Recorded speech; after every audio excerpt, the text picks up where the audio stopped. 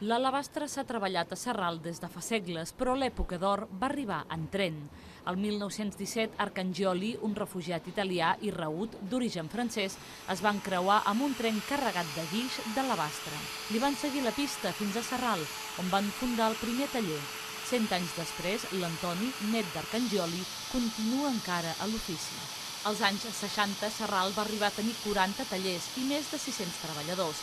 Actualment hi ha 4 tallers. Alguns són artesanals, com el de l'Isidre, que també ha construït el Museu de l'Alabastre i defensa les diverses aplicacions de la pedra.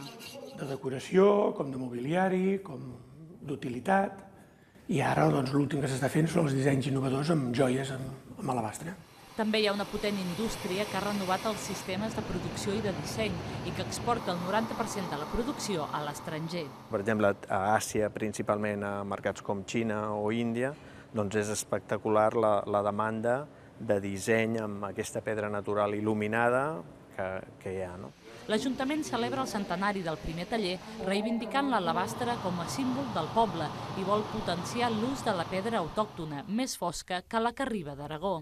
El problema és que les pedreres no tenen llicència d'explotació i per això aprofiten els blocs que surten amb els treballs agrícoles. Amb aquesta pedra és la que volem tornar a donar prestigi a la pedra fosca, que estèticament és molt més bonica que la pedra blanca. I dona aquesta reivindicació de tornar als orígens, amb disseny nou, sobretot innovació. Conferències i exposicions ompliran l'any i fins i tot es farà un concert en aquest espai, posant a prova la bona acústica de l'alabastre.